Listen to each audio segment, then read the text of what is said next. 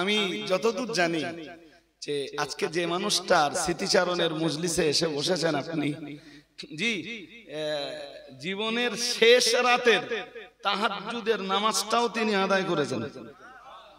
আর একটু মন খুলে বলুন, কি কি সিমটম পাচ্ছেন, কি নমুনা পাচ্ছেন, ভালো না খারাপ?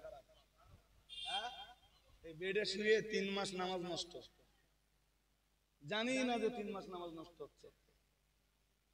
এরকম দৃষ্টান্ত কম আছে? কথা বলে না, কম আছে? অথচ জীবনের শেষ রাতের তাহাজ্জুদের নামাজটাও আদায় করছেন এবং মউতটাও হচ্ছে ঠিক ওই রকম মউত যেমনটা 1500 বছর আগে রাহমাতুল লিল আলামিন ঘোষণা দিয়েছেন। পিতা দুই ধরনের হয়, এক নাসলি পিতা আর এক রূহানি পিতা। তো তিনি যেমন মহামান্য মুফতি সাহেব দয়ের নাসলি পিতা, ঠিক আঞ্জুমানে ওয়াইজিনের ওলামায়ে হযরত বা অল ইন্ডিয়া সুন্নাত ওয়াল জামাআত পরিবারের সাথে সংযুক্ত ব্যক্তিদের সকলের রূহানি পিতা। যেমনটা আল্লাহ কোরআনুল কারীমে বলেন, মাকানা মুহাম্মাদুন আবা আহাদিম মির রিজালিকুম ওয়ালাকির রাসূলুল্লাহ। আল্লাহ বলেন প্রিয় রাসূলের পরিচয় দিতে যে বলেন মুহাম্মদ সাল্লাল্লাহু আলাইহি ওয়াসাল্লাম, মাকানা মুহাম্মাদুন আবা আহাদিম মির রিজালিকুম। আল্লাহ বলেন মুহাম্মদ সাল্লাল্লাহু আলাইহি ওয়াসাল্লাম কোন পুরুষের পিতা নন, প্রাপ্ত বয়স্ক পুরুষের পিতা নন।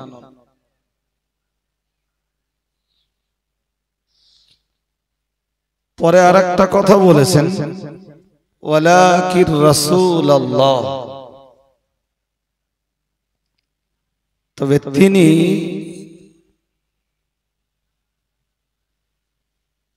তিনি আল্লাহ পাকের রাসূল, ও খাতামান নবিয়্যিন, এবং নবুয়তের ধারাবাহিকতা তার মাধ্যমেই সমাপ্ত করা হয়েছে। তিনি নবীদিগের শেষ নবী। দেখুন কোরআন শরীফের এই যে আয়াতে কারিমাটি রয়েছে, বাহ্য দৃষ্টিতে দেখলে এটা মনে হয় যে আয়াতের প্রথম অংশের সাথে দ্বিতীয় অংশের কোনো সম্পর্ক নেই। কারণ প্রথম অংশের বক্তব্য মুহাম্মদ সাল্লাল্লাহু আলাইহি ওয়াসাল্লাম কোন পুরুষের, প্রাপ্তবয়স্ক পুরুষের বাবা নন, আর দ্বিতীয় অংশের বক্তব্য তিনি আল্লাহ পাকের রাসূল। যদিও আয়াতটির নির্দিষ্ট শানে নুজুল রয়েছে, আমি আয়াতটির অবতরণের প্রেক্ষাপট বলে সময় নষ্ট করছি না, শুধু এতটুকু বলাই আমার উদ্দেশ্য। আয়াতের প্রথম অংশের বক্তব্য ছিল মুহাম্মদ সাল্লাল্লাহু আলাইহি ওয়াসাল্লাম কোন প্রাপ্তবয়স্ক পুরুষের বাবা নন, আর আয়াতের শেষ অংশের বক্তব্য হলো তিনি আল্লাহ পাকের রাসূল। এবারে যদি আমরা একটা হাদিস নিয়ে ভাবি, যে হাদিসটাতে রাসূল করিম সাল্লাল্লাহু আলাইহি ওয়াসাল্লাম বলেন, কুল্লু নবিয়্যিন আবুল লি উম্মতিহি। রাসূল বলেন প্রত্যেক নবী তার উম্মতের পিতা। প্রত্যেক নবী বা প্রত্যেক রাসূল তার উম্মতের পিতা। তো এই কথাটাকে নিয়ে ভাবলে তখন এর নিট ফল দাঁড়াবে যে হযরত মুহাম্মদ সাল্লাল্লাহু আলাইহি ওয়াসাল্লাম কোন প্রাপ্তবয়স্ক পুরুষের জন্মদাতা পিতা না হলেও নবী এবং রাসূল হিসাবে তিনি সকল উম্মতের রূহানি পিতা। সুবহানাল্লাহ বলুন, আর একটু মন খুলে বলুন। আমি শুরুতে ওই কথাটাই বলেছি যে আজকের যে মানুষটিকে কেন্দ্র করে এই মজলিস আয়োজিত রহমানিয়া স্মৃতি সমাবেশ, মরহুম মগফুর হাফেজ শামসুর রহমান সাহেব রাহিমাহুল্লাহ তাআলা, তিনি আমরা এখানে যারা এসেছি আমাদের অধিকাংশের জন্মদাতা পিতা নন, কিন্তু আমি পরে একটা কথা বলেছি যে পিতা দুই ধরনের হতে পারে, এক জন্মদাতা পিতা আর এক বলুন রূহানি পিতা। তো আমি বলেছি যে তিনি অল ইন্ডিয়া সুন্নাত ওয়াল জামাআতের রূহানি পিতা ছিলেন।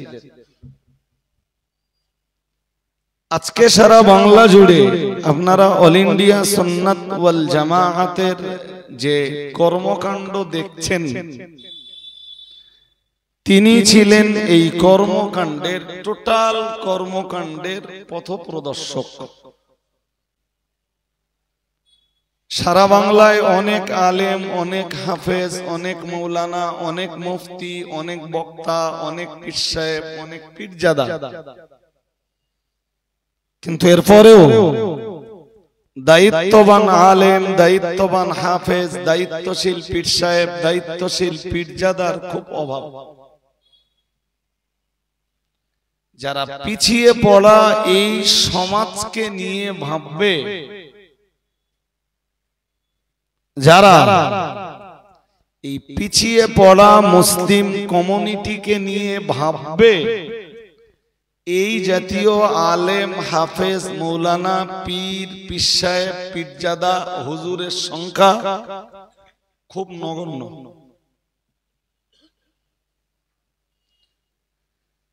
বাংলার মাটিতে দাঁড়িয়ে আপনি অল ইন্ডিয়া সুন্নাত ওয়াল জামাআতের এক্ষুনি যত রকমের কর্মকাণ্ড দেখছেন,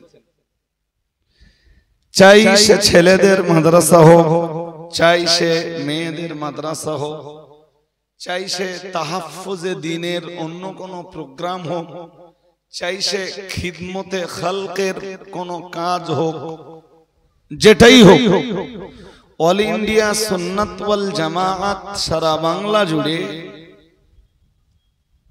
যত কাজ করছে, এই কাজ, এই কর্মকাণ্ডের পথপ্রদর্শক ছিলেন মরহুম মগফুর হাফেজ শামসুর রহমান সাহেব হুজুর রাহিমাহুল্লাহ তাআলা।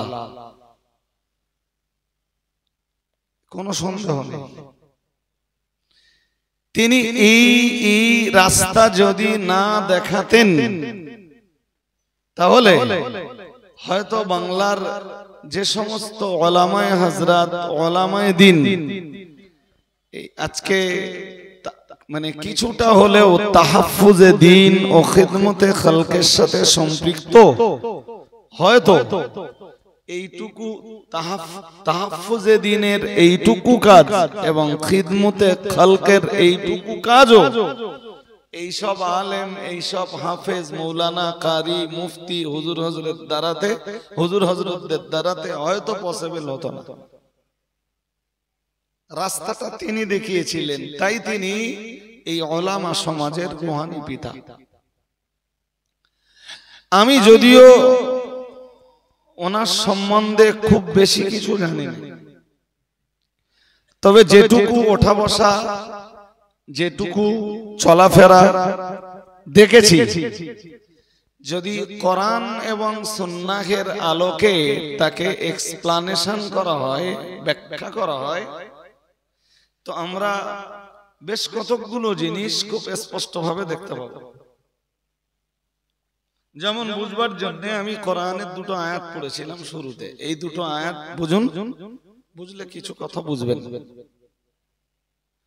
কোরআনুল কারীমের সূরা ফুরকানের শেষ রুকুতে আল্লাহ রহমানের প্রকৃত বান্দাদের পরিচয় দিয়েছেন এবং বলা যায় এক রুকু ব্যাপী,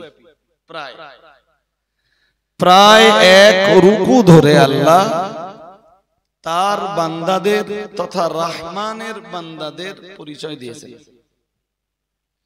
তো আমরা আমাদের কাছে এটা স্পষ্ট যে যিনি রহমান তিনি হলেন আল্লাহ, তাই তো নাকি? হ্যাঁ না জোর করে বলবেন তো। আমাদের কাছে এটা স্পষ্ট যে যিনি রহমান তিনি বলুন আল্লাহ। আল্লাহ স্টার্ট করেছেন ওখান থেকে, ওয়াইবাদুর রহমানিল্লাযীনা ইয়ামশুনা আলাল আরদি হাওনা ওয়া ইযা খাতাবাহুমুল জাহিলুনা ক্বালু সালামা ওয়াল্লাযীনা ইয়াবিতুনা লিরাব্বিহিম সুজদান ওয়া কিয়ামা। ওয়াইবাদুর রহমান ওখান থেকে আল্লাহ শুরু করেছেন। আর রহমানের বান্দাদের গুণের পরিচয় দিতে দিতে দিতে দিতে একটা স্তরে যে আল্লাহ বললেন খুব মন দিয়ে শুনতে হবে তাহলে বুঝবেন। আল্লাহ বললেন ওয়াইদা মাররু বিল্লাগবি মাররু কিরামা।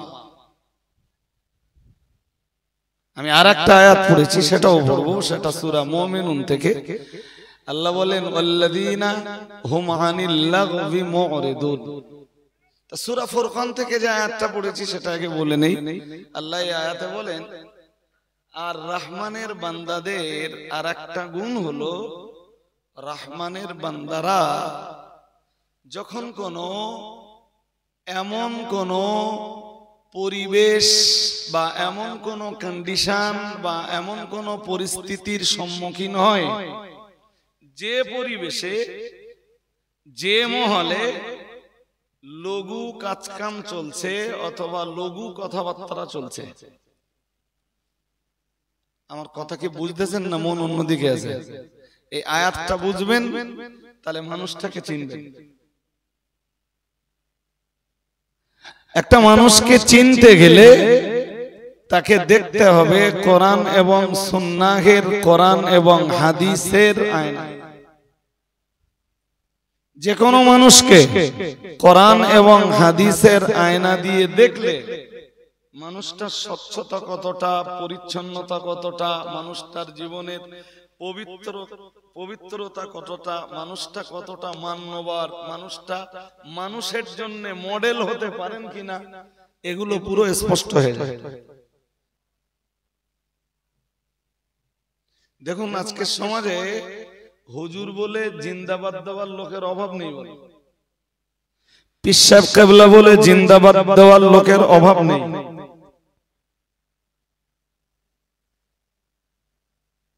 কিন্তু কোরআন এবং সুন্নাহের আয়নায় ফেলে লোকটাকে বিচার বিশ্লেষণ করে নেওয়ার মানুষের খুব অভাব। হ্যাঁ না কিছু বলতেছেন না কেন? না শুধু শুনতেছেন আমার কথা? আমি কথাটা আবার বলছি, কোরআন এবং সুন্নাহের দর্পণের সামনে রেখে লোকটাকে কোরআন সুন্নাহর দর্পণ বা আয়নায় দেখে নেওয়া বা যাচাই করে নেওয়া লোকের সংখ্যা খুব কম।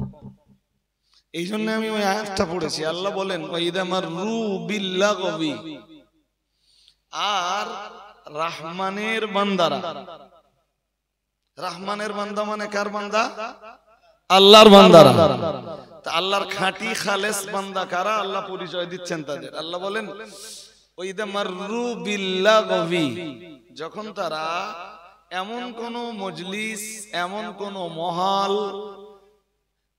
কোন মহল মজলিসের পাশ দিয়ে অতিক্রম করে যেখানে লঘু কাজ চলছে অথবা লঘু কথাবার্তা চলছে, এরকম কোন মজলিসের পাশ দিয়ে যখন রহমানের বান্দারা অতিক্রম করে, আল্লাহ বলেন মাররু কিরামা, তখন এই মজলিসের পাশ দিয়ে মজলিসটাকে তারা অতিক্রম করে একজন সম্মানীয় মানুষের মতো। সুবহানাল্লাহ। আর একটু মন খুলে বলুন, সেদিকে ফিরে তাকাও যেখানে লঘু কাজকাম চলছে, লঘু কথাবার্তা চলছে, সেদিকে ফিরে। এখন আপনাদের জানতে হবে লঘু কাজ আর লঘু কথা কি। তার আগে সূরা মুমিনুনের ওই আয়াতটা একটু জেনে নেন। 18 পারাতে আল্লাহ 18 পারার শুরুতে একটা সূরা দিয়েছেন, সূরাটার নাম সূরাতুল মুমিনুন। নাম কি বলুন? সূরাতুল মুমিনুন। এই সূরাটায় আল্লাহ 1 থেকে 9 নম্বর আয়াত পর্যন্ত একজন ঈমানদারের কি কি গুণ হবে সেই গুণগুলোর আলোচনা করেছেন। কথা কি শুনছেন নাকি? আমি বক্তব্য ছাড়বো, আমার পরও বক্তা আছে, তারপরে মাতিন সাহেব হুজুরকে ওয়াজ করতে দিতে হবে। 1 থেকে 9 নম্বর আয়াত পর্যন্ত একজন ঈমানদারের কি কি গুণ থাকবে আল্লাহ সেইগুলো আলোচনা করেছেন। তো ঈমানের পরে আল্লাহ যা আলোচনা করেছেন হিসাব কষে দেখা গেছে যে একজন ঈমানদারের ভিতরে গুণাবলী ফুটে উঠবে 7টা। কোনটা? 7টা। আর এই 7টা গুণ যাদের ভিতরে পাওয়া যায় আল্লাহ তাদের ব্যাপারে বললেন 10 নম্বর আর 11 নম্বর আয়াতে সূরা মুমিনুনের বললেন, উলাইকা হুমুল ওয়ারিসুন আল্লাযীনা ইয়ারসুনাল ফিরদাউসা হুম ফিহা খালিদুন। আর একটু মন খুলে বলুন। আল্লাহ বললেন ওরা জান্নাতের ওয়ারিস। সুবহানাল্লাহ, সবাই বলেননি? বলুন কি বললেন? বললেন ওরা জান্নাতের ওয়ারিস। কে বললেন? আল্লাহ। কাদেরকে বললেন? ও ঈমান গ্রহণের পরে ওই 7 গুণে যারা গুণান্বিত হয়, ওই 7টা গুণ যারা নিজেদের জীবনে ফুটিয়ে তুলতে পারে, আল্লাহ বললেন ওরা উলাইকা হুমুল ওয়ারিসুন, ওরা জান্নাতের ওয়ারিস। আমরা বললাম আল্লাহ আপনার জান্নাতের তো অনেকগুলো স্তর আছে। আল্লাহ আপনার জান্নাত তো জান্নাতের সংখ্যা তো 8টা। আল্লাহ ওদেরকে আপনি কোন জান্নাতে দেবেন? আল্লাহ বললেন আল্লাযীনা ইয়ারসুনাল ফিরদাউস। আল্লাহ বললেন ওরা জান্নাতুল ফিরদাউসের ওয়ারিস হবে। হুম ফিহা খালিদুন, এবং চিরদিন ওরা জান্নাতুল ফিরদাউসে অবস্থান করবে। কটা গুণ বলেছি বলুন? আমি সবগুলো বলছি না, সবগুলো বললে তো এক মজলিসে এক ওয়াজ হয়ে যাবে, যেটা আজকের মজলিসে দরকার। একটু আগে যেটা বলছিলাম যে যখন রহমানের বান্দারা এমন কোন মজলিসের পাশ দিয়ে যায় যেখানে লঘু কাজকাম চলছে অথবা লঘু কথাবার্তা হচ্ছে, তোমার রু কিরামা, ওরা সম্মানীয় লোকদের মতো অতিক্রম করে, সেদিকে তাকায় না, সেদিকে ভ্রুক্ষেপ করে না, সেদিকে কখনো গুরুত্ব দেয় না। ঠিক সূরা মুমিনুনে আল্লাহ ঈমানের পরে একজন ঈমানদারের যে 7টি গুণের আলোচনা করেছেন, আলোচনা করতে করতে আল্লাহ বললেন আল্লাযীনা হুম ফি সালাতিহিম খাশিউন ওয়াল্লাযীনা হুম আনিল লাগবি মুরিদুন। ঠিক 2 নম্বর গুণ আলোচনা করতে যে আল্লাহ বললেন যারা এই পৃথিবীতে লঘু কথা আর লঘু কাজ থেকে নিজের চেহারাটাকে ঘুরিয়ে রাখে, অন্যদিকে নিজের চেহারাটাকে ফিরিয়ে রাখে, আল্লাহ বললেন তারাই হলো জান্নাতুল ফিরদাউসের হকদার। আরেকটা মন খুলে বলেন, কারা তারা? যারা লঘু কাজ আর লঘু কথা থেকে নিজের চেহারাটাকে অন্যদিকে কি করে? জোর করে বলুন তো আপনারা। হ্যাঁ বলে দিচ্ছি। আমি সেই জায়গা পর্যন্ত এখনো পৌঁছাইনি। আপনাদের মনে যে প্রশ্নটা জাগবে সেই প্রশ্নটা হলো যে লঘু কাজ কি? হুজুরও বলছেন সেটা। লঘু কাজ হলো, লঘুর ব্যাখ্যা অনেক, মুফাসসিররা একাধিক কায়দায় লঘু শব্দটা তাফসীর করেছেন। আমি একটা তাফসীর আপনাকে বলছি, সেটা হলো যে কাজে এবং যে কথায় ইহকালের কোনো লাভ নেই, পরকালেরও কোনো উপকার নেই। কথা শুনছেন নাকি? একদম সহজ ভাবে আপনাদের বুঝবার মতো করে বলছি। যে কাজে এহকালেও কোনো লাভ নেই, যে কথায় এহকালের কোনো লাভ নেই, পরকালেরও কোনো উপকার নেই, সেই কাজকে বলা হয় লঘু কাজ এবং লঘু কথা। আরো ব্যাখ্যা আছে, আমি সে ব্যাখ্যা দিচ্ছি না, শুধু যেটুকু দরকার ওইটুকু নিয়ে বাড়ি যান, কাজে লাগবে ইনশাআল্লাহ। লঘু কাজ কি? যে কথায় এহকালের লাভ নেই, পরকালেরও কোনো উপকার নেই। কথাও হতে পারে, কাজও। ধরুন চায়ের দোকানে বসে সারাদিন পড়ে বগর বগর করে, এহকালের কোনো উপকার আছে? কথা বলে। পরকালের কোনো উপকার আছে? এবার বুঝুন, যে মানুষটার স্মৃতিচারণের মজলিসে এসে বসেছেন, আমি ওই মানুষটাকে যতটুকু চিনতাম, আমার চোখে আমি কখনো তাকে লঘু কাজও করতে দেখিনি, আর লঘু কথাও কখনো বলতে দেখিনি, ন্যূনতম হাসি ঠাট্টাও কোনোদিন করতে দেখিনি অকারণে। আরে বাবা, এই মজা করা, যেটা শরীয়তে মজা করার একটা পর্যায় আছে। রাসূলুল্লাহ কখনো কখনো সাহাবীদেরকে নিয়ে মজা করতেন। মজা করার বৈধতার একটা পর্যায় আছে, ও ক্ষেত্র আলাদা। কিন্তু অবৈধ যে পর্যায়গুলো, যে মানুষটা স্মৃতিচারণের মজলিসে আপনারা এসেছেন, আমি আমার জীবনে যেটুকু মিশেছি, যেটুকু তাকে চিনেছি, আমার লাইফে আমি কখনো তাকে না করতে দেখেছি কোনো লঘু কাজ, আর না বলতে দেখেছি কোনো লঘু কথা।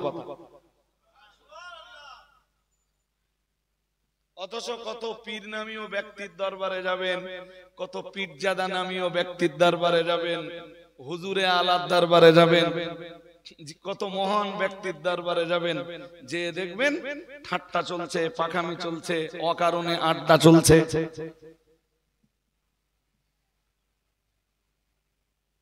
এগুলো পুক্ত ইমানদারের, কংক্রিট ইমানদারের নমুনা।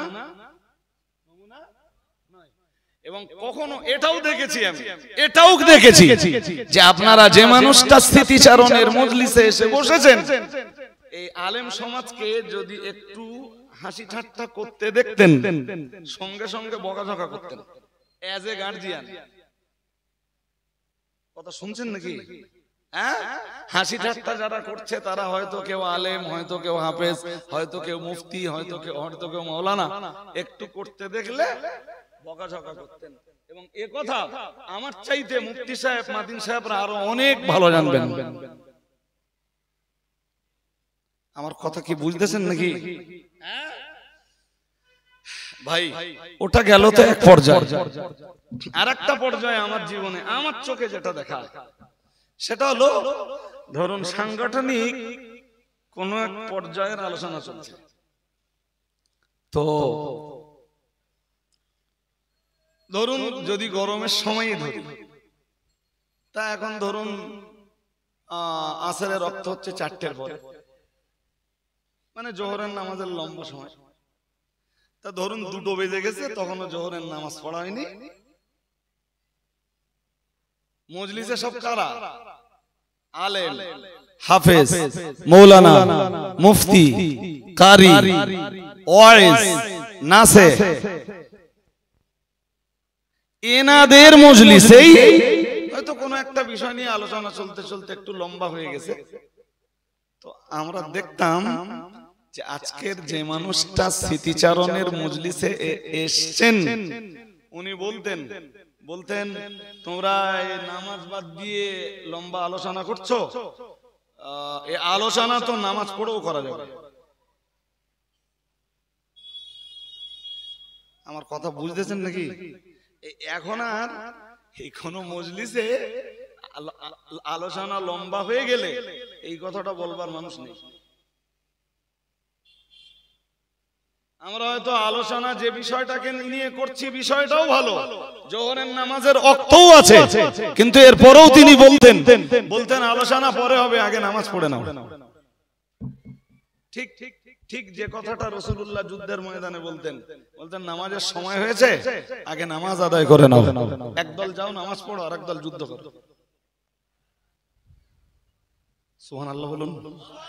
আর একটু মন খুলে বলুন, আমাদের মাঝে সেই মানুষটা নেই। এই কারণেই বলেছি যে তিনি অল ইন্ডিয়া সুন্নাত ওয়াল জামাআতের আলেমদের, আঞ্জুমানে ওয়াইজিনের বক্তাদের, শুধু তাই নয়, জি তাই নয়, বরং আরেক ধাপ এগিয়ে বললে বলা যায় তিনি ছিলেন অল ইন্ডিয়া সুন্নাত ওয়াল জামাআত ভুক্ত মানুষ যারা, তাদের রুহানি পিতা। আমার কথা কি বুঝতেছেন? আমরা আজকে বসেছি জাস্ট ন্যূনতম কৃতজ্ঞতা প্রকাশ করতে। ন্যূনতম বলুন, এই যা করছি আমরা, এতে ন্যূনতম কৃতজ্ঞতাটা প্রকাশ হয়, ফুটে ওঠে। যাক, আমি বক্তব্য ছাড়বো, একদম শেষ পর্যায়ে আপনাদের যে কথাটা বলবো খুব মন দিয়ে শুনতে হবে। সেটা হলো, যদিও আমি ওনার মৃত্যুর বিছানায় ছিলাম না, তবে যেটুকু শুনেছি, দেখবেন যে এই পৃথিবীতে কিছু মানুষের মৌত হয়, তো ধরুন মৌতের আগে 1 সপ্তাহ, 15 দিন, 20 দিন, 25 দিন, কেউ 1 মাস, কেউ 3 মাস বিছানায় পড়ে থাকে এবং মানুষের কাছে আস্তে আস্তে বোঝা হয়ে ওঠে। হ্যাঁ না বলবেন তো? একটা লোক যদি 3 মাস বাড়িতে পড়ে থাকে, বিছানা আর বিছানা, তা সে কি বেঁচে থাকা লোকের কাছে কি? যদিও ছেলেরা বলছে, মেয়েরা বলছে আব্বা এখনো বেঁচে থাক, এরপরেও সে কিন্তু বেঁচে থাকা মানুষদের কাছে একটা বোঝা। আবার আমি এটাও দেখেছি কিছু মানুষের এমন মৌত, জীবনের শেষ ওয়াক্তের নামাজটাও দাঁড়িয়ে পড়ছেন, শুধু দাঁড়িয়ে না, জামাতবদ্ধ ভাবে পড়ছেন। শেষ ওয়াক্তের যে ফরজ নামাজ, সেটা জোহর হতে পারে, আসর হতে পারে, মাগরিব হতে পারে, এশা হতে পারে, ফজর হতে পারে, কি জুমা হতে পারে, দেখেছি যে শেষ ওয়াক্তের নামাজটাও দাঁড়িয়ে এবং জামাতবদ্ধ ভাবে পড়তে। আমি এমন মৃত্যু দেখেছি যে জুমার নামাজ পড়েছেন, জুমার নামাজ পড়ে বলছেন আমার শরীরটা না ভালো লাগতেছে না, আমি আমার বাড়ি নিয়ে চল। তো ওই প্রতিবেশীরা হোক, ছেলেরা হোক, ধরে বাড়িতে নিয়ে গেল, আর বাড়িতে যাওয়ার একটু পরে মৌত হলো। হিসাব কষে দেখা গেল যে লোকটার জীবনের ঈমান আর আমলের ঘাটতি বলে কিছু ছিল না। ঠিক এই লোকগুলোর মৌত এইভাবেই হয়। হাদিসে কি আসছে জানেন? হাদিসে আসছে, নবীজি বলেন ফাতাখরুজু, রূহটা বেরিয়ে যায়, তাসিলু কামা তাসিলুল কাতরা মিন ফিস সিকাই, সাদাকা রাসূলুহুন নবিয়্যুল কারীম। এখানে ফি মানে মুখ। একটা বোতলের, ধরুন বোতলটা ভর্তি আছে পানি, পানি ভর্তি একটা বোতল আছে, তো রাসূল বলেন যে একটা বোতলের মুখ খুলে দিলে, বোতলের মুখ খুলে দিলে যেমন খুব সহজে পানি বেরিয়ে আসে, রাসূল বলেন এই ভালো মানুষগুলোর মৌত ঠিক ওই রকম কন্ডিশনেই হয়। কিরকম কন্ডিশনে বলুন দিন? একটা বোতলে পানি ভর্তি আছে, মুখটা খুলে দেওয়া হলো, পানি পানি বেরিয়ে গেল, রাসূল বলেন ভালো মানুষগুলোর মরণ ঠিক ওইভাবেই হয়। মনে হয় জানো যে শুধু বোতলের মুখটা খুলে দেওয়া হয়েছে। আর কি হয়, রাসূল ওর আগের কিছু কথা বলেছেন। আল্লাহর হাবিব বলেন ইন্নাল আবদাল মুমিনা, যখন কোন মুমিন ব্যক্তি দুনিয়া থেকে বিদায়ের এবং আখিরাতের দিকে পাড়ি দেওয়ার সময় আসে,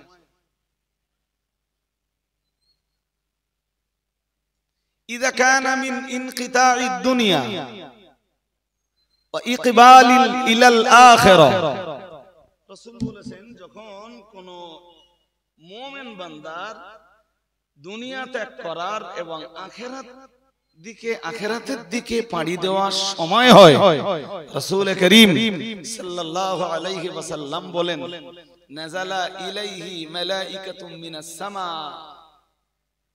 বিদুল উজুহ কান্না উজুহাহুমুশ শামস। সুবহানাল্লাহ। আরেকটু মন খুলে বলুন, রাসূল পাক সাল্লাল্লাহু আলাইহি ওয়াসাল্লাম বলেন, তার মৃত্যুর বিছানায় শুভ্র চেহারা বিশিষ্ট ফেরেশতাদের নুজুল ঘটে আসমান থেকে। আরেকটু মন খুলে বলেন, কি ঘটে বলুন?